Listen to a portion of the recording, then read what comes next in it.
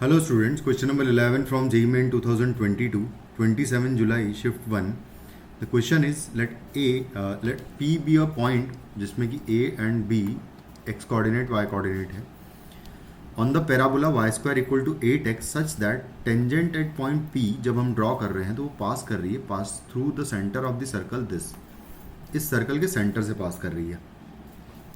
Let A be the product of all possible values of A and B, capital B be the product of all possible values of B, small b. Then the value of capital A plus capital B क्या आएगा ये निकालना है. तो basically मुझे point P निकालना है कि क्या होगा. तो स्टार्ट करता हूँ. सबसे पहले मैं इक्वेशन लिखूँ अगर स्लोप की फॉर्म में इस कर्व पे हमारे पैराबोला पर, तो y is equal to M x plus a upon m जो है वो टेंजेंट की इक्वेशन होती है.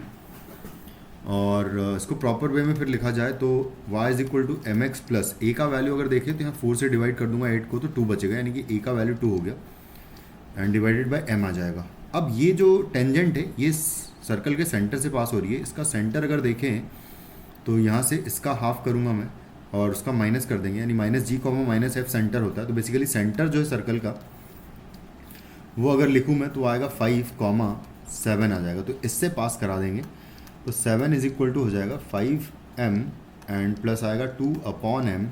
तो इसको m से मल्टीप्लाई कर दो पूरी इक्वेशन को तो कुछ ऐसी हमें नज़र आएगी ये इक्वेशन. यहाँ से सॉल्व करेंगे तो m की 2 वैल्यूज़ आएगी. तो 5m square minus 7m and plus 2 equal to 0. 5 दूनी 10 होता है, 10 लाना है तो दोनों को ऐड कर देंगे. तो यानी कि 5m square minus 5m minus 2m plus 2 equal to 0. यहाँ से 5m कॉमन लूँगा तो m माइनस 1 बचेगा एंड माइनस 2 कॉमन लेंगे तो m माइनस 1 बचेगा इक्वल टू 0. तो यानी कि m का वैल्यू एक तो 1 आ रहा है और एक आ रहा है 2/5 आ रहा है. ये दो स्लोप मिल रहे हैं मुझे. इसको डिफ्रेंशिएट अगर करूँगा मैं तो यहाँ से 2y इंटू वाई डैश का जो वैल्यू आएगा वो 8 आ जाएगा और y डैश का वैल्यू अगर देखें तो 4/y आ जाएगा. और y डैश होता है स्लोप, जो कि 2 स्लोप आ रहे हैं मेरे पास, तो दोनों के करस्पॉन्डिंग y की वैल्यू डिफरेंट 2 मिलेगी मुझे. 4/y का वैल्यू जब 1 करेंगे हम लोग तो नेक्स्ट पेज पे कर लेते हैं कि अगर 4/y का वैल्यू अगर 1 के इक्वल किया तो यहाँ से y इज इक्वल टू 4 मिलेगा. और अगर y इक्वल टू 4 मिला, अच्छा दोनों y की वैल्यूज़ ही निकाल लेते हैं क्योंकि प्रोडक्ट ही निकालना है बेसिकली मुझे.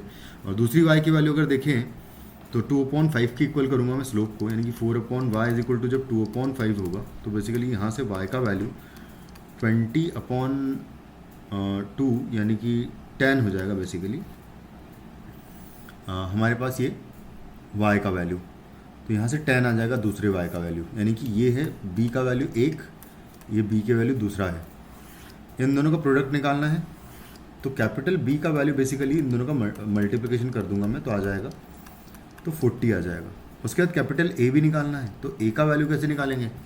यहाँ पर हम दोनों वैल्यू सब्सटीट्यूट कर दूंगा मैं तो हम उसके करस्पॉन्डिंग x का वैल्यू मुझे मिल जाएगा. तो x इज इक्वल टू है वाई स्क्वायर अपॉन 8 है. तो जब मैं y का वैल्यू 4 पुट करूँगा तो उसके करस्पॉन्डिंग जो x मिलेगा मुझे वो आएगा 4 का स्क्वायर अपॉन 8. 4 का स्क्वायर 16/8 करूँगा तो 2 आ जाएगा. और जब y का वैल्यू 10 पुट करेंगे तो 10 का स्क्वायर अपॉन 8 आएगा x का वैल्यू.